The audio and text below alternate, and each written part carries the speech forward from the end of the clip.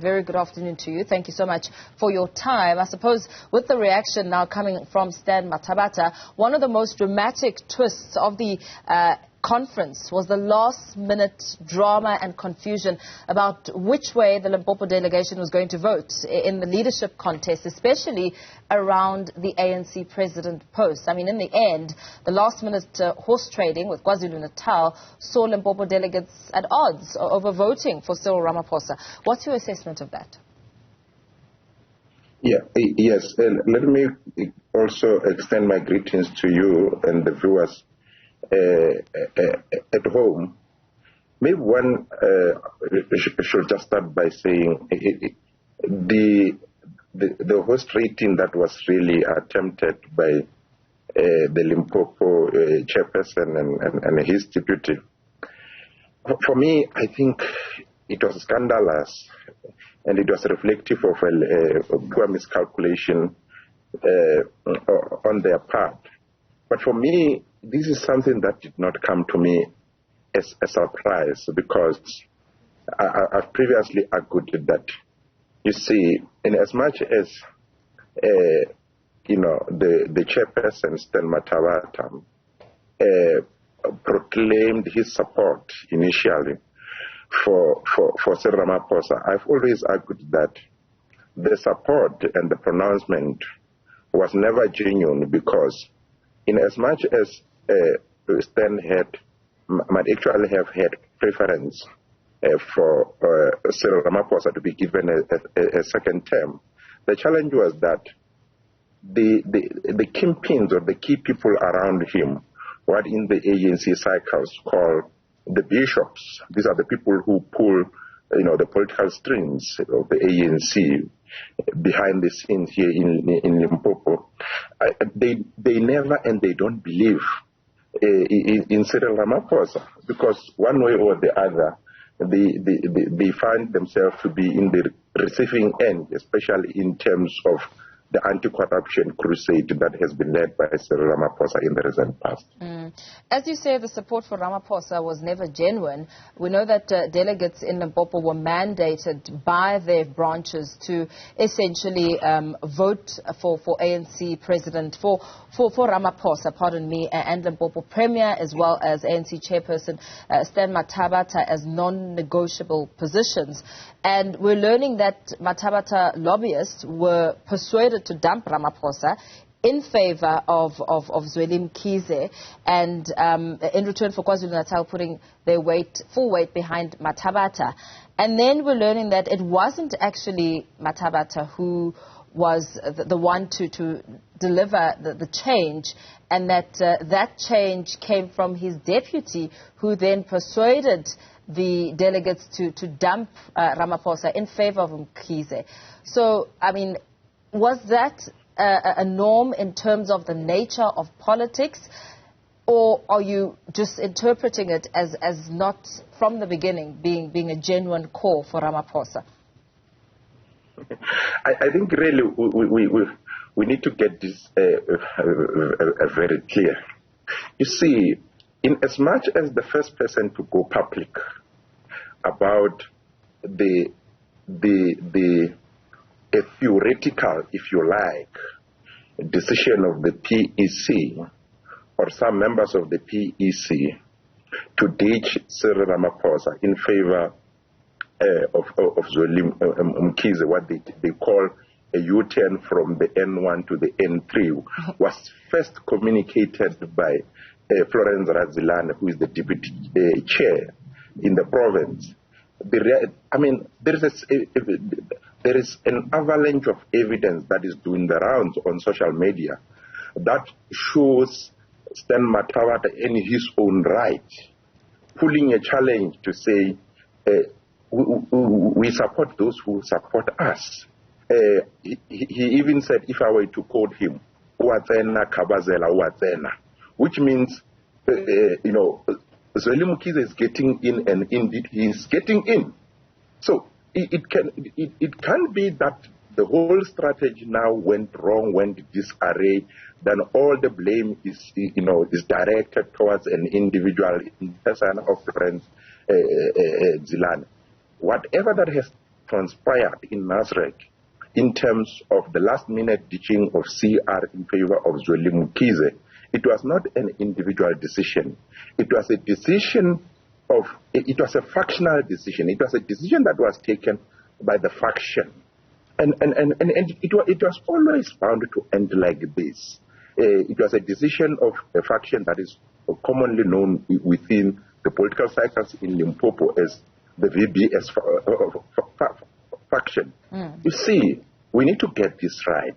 I've always made an argument that the chief campaigners of CR22, in my view, they never had anything wrong, with Stan Mathabatha as an individual.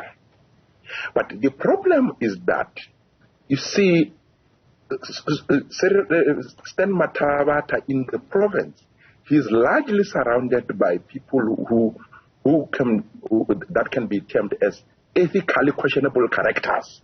He has surrounded himself who have got serious issues with the law. They are battling with the law day in and day out. And therefore, because of his proximity and the mere fact that his campaign itself was bankrolled and actually supported by those ethically questionable characters, I mean, it leaves him in a very difficult situation that no serious politician at a national level will trust him. But the second point is that I think also, Stan Mathabatha tried so much hard to try and punch above his political weight. Because even if he had all the support of the Limpopo province, the truth of the matter is that Limpopo just emerged from a provincial conference. In as much as he emerged, clearly he did not have the full support of everyone in the province. But secondly, you must also understand, whatever that has happened, the provincial dynamics in road to the provincial ANC conference in Limpopo, always we bound to find expression in road to the 55th National Conference of the ANC. But at the same time, clear miscalculation. KwaZulu-Natal was not, united. So for me, really, Chupu, committed what one may call a political suicide, or assisted political suicide, if you call it that way. So, Professor, if you say it wasn't an individual decision per se, I mean, speaking on the sidelines of the conference, we heard the Limpopo Secretary, Ruben Madadze, saying that his duty as the provincial secretary is to protect and defend the decisions of the PEC, and that he would be judged harshly by the structures if he had kept quiet when people were contradicting decisions, because Florence Radzilani didn't have the mandate to switch that support and back Zweli Mkhize, which in turn seems to have upset delegates who say they felt Mkhize was being imposed on them. I mean, that in itself is telling of a more intricate deal gone wrong within the branch. Yes. Look here. I think when indications became very clear that Stan Mathabatha was not going to be accommodated in the CR22 slate, that in itself, it naturally invited also a frustration on the part of Florence Radzilani.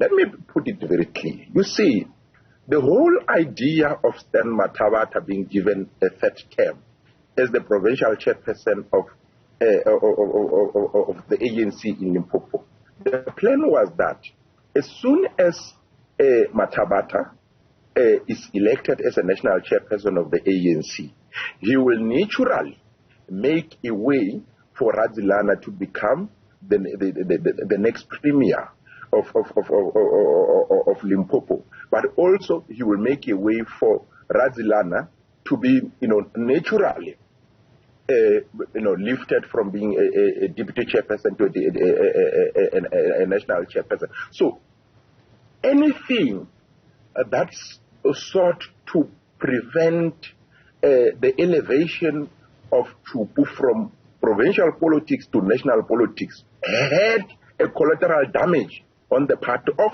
Florence Radana. It is on this basis that she had the guts to really confront the bull by its own horn. But I can tell you, the issue here was that because these were disparate measures that had to be executed at the 11th hour, I think the VPS faction in the province did not have enough time to persuade and convince one another. I will tell you something. Beyond the issue of fractional alignment, there are other factors that place in terms of the ability of political actors in the province and beyond in terms of whether to relate to this or to relate to the other. Let me give you a classical example here. In as much as one may want to believe that Cyril Ramaphosa's re-election in itself, it's a political point in favor of, Gauteng province. But there is also an ethnic dimension that should never be overlooked. And as much as people may want to push a narrative that seeks to suggest that Cyril Ramaphosa belongs to Gauteng province, but I can tell you, the people in Vembe region, what used to be called, Venda in the olden days, have got, they have got an emotional and personal significance, attachment to a certain extent to Cyril Ramaphosa. They see Cyril Ramaphosa as one of their own, regardless of whether you want to see him as someone coming from Gauteng. But when they see Ramaphosa, they see a Venda comrade. They can see themselves in them, and therefore it was always going to be difficult to really win the hearts and the mind and the imaginations of the comrades coming from the Vembe region to teach Cyril Ramaphosa in favor of someone coming from KwaZulu-Natal. So there was always going to be about. Remember, the decision or the proposition to ditch Cyril Ramaphosa in favor of Zweli Mkhize, it was never about an idea. It was never about a policy difference. It was never about service delivery. It was just about one or two individuals. It was just about Stan Matabata and Florence Radilane, and that was it. It was never about the ANC in Limpopo province. It was never about the people of Limpopo as a whole. It was simply about narrow and selfish interest of politicians, top politicians in the province, who thought that they could just decide on what the branches or the branch delegates can do willy-nilly. Unfortunately, the branch delegates proven to them that indeed the branch remains the nucleus of the organization. It remains the center of the ANC as a political party. It cannot be proper that decisions are taken at a higher level and cascaded to that. The top-down approach, it has dismally failed this time around. Do you think there will be repercussions for that? Will there be repercussions for that failure? Oh, look, yes, to a certain extent, there will be repercussions for that. It may not be in the immediate future, but certainly there's going to be repercussions for that. Remember with Cyril Ramaphosa. Cyril Ramaphosa is one politician who is very patient. I always say, unlike unlike the former president Jacob Zuma, with Zuma, you have got a fallout with him within 24 hours. There is a reshuffling. A lot happens. But with Ramaphosa is that type of a person who is patient, very diplomatic, and persuasive. So don't expect Ramaphosa to really be harsh on Chupu within 2 weeks or within a month. But certainly something very drastic is going to happen going forward. And I must also explain that I think naturally it is only fair for Chupu to come back home in the Limpopo province and take the membership of the ANC into his confidence. Why did he do that? Why did he think that him alone, as an individual, is more important than the membership of the ANC in the whole program? I think the truth of the matter is that really Chupu, Razilane, and the collective, the PEC of the ANC, they owe the Limpopo people, they owe the ANC members in the Limpopo province at least a certain level of explanation or accountability, if you like. It cannot be proper that things should just happen like this. This cannot be just normalized. Because, I'll tell you something, just one point. You see, there was a suggestion within second cycle that seeks to suggest that even the deputy president of South Africa, T.T. Mabuza, had informed his supporters to support Zweli Mkhize. But you see, there is no clear evidence that seeks to suggest that the D.T. Mabuza has thrown his support behind Zweli Mkhize. D.T. is very calculated, is very clever. The mistake of Stan Mathabata was to go public about the switch from N1 to N3. That he was not supposed to do that on his own. He was supposed to allow his chief campaigners to run with that, so that if anything goes wrong, his political skin, becomes safe. But unfortunately, he tried to go into the bush, as other observers have made it, and to confront a buffalo. And unfortunately, the consequences may not be very nice. Yeah. Now, so after yesterday, with the announcement of the top 7, President Ramaphosa's so-called slate, securing the 5 of the 7 spots, almost a clean sweep, Professor. So with the last-minute tension and the horse trading, talks are moving now to party renewal. Those talks are intensifying alongside how the president's government reform agenda has also sort of been boosted here, his re-election, strengthening his political hand per se. What do you think is going to happen next? I mean, you make mention of a possible cabinet reshuffle. Could we see it as early as January? Yes, I think the cabinet reshuffle, it's imminent, because remember that we have got the current Minister of Transport, Frictional, who was elected as the Secretary General of the ANC. And obviously, you will know that the Secretary General position is a full-time appointment within the ANC.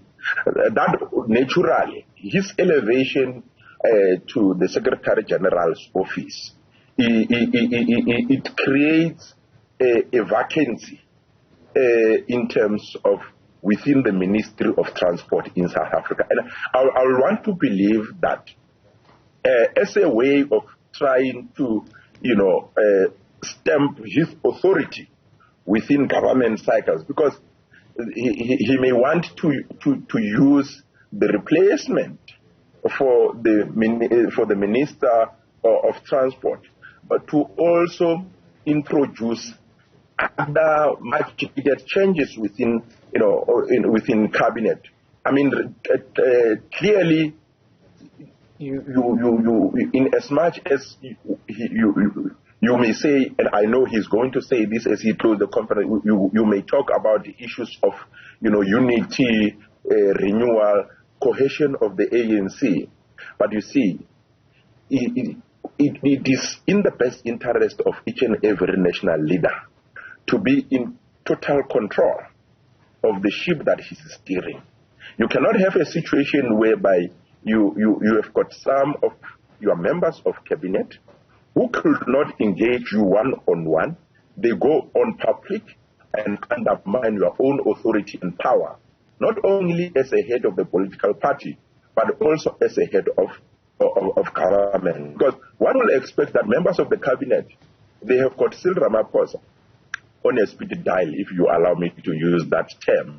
They've got his cell phone numbers. If there are issues, they could engage with him within cabinet, even within the NEC. But when you have got a situation where people fail to canvass, to lobby their comrades internally, and they go on a public relations spree that seeks to undermine the authority of those who are in leadership within the party and within the state, that becomes a problematic. So I think what is going to happen is he's not necessarily, certainly there's going to be reshuffling, but Cyril Ramaphosa is very calculative. He's not going to conduct it in such a way that will seek to suggest that he's paging those who have not supported him en route to the 55th National Conference of the ANC. I think there are people who disagreed with Cyril Ramaphosa en route to the 55th National Conference of the ANC. There are people who did not support him, but they did that. They did not support him in a very civil and in a very comradely manner, out of principle.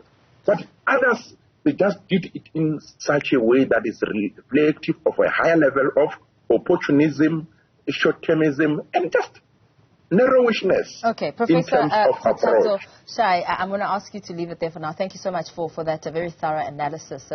Thank you for your thoughts there, political analyst Professor Kgothatso Shai, speaking about the politics of Limpopo more.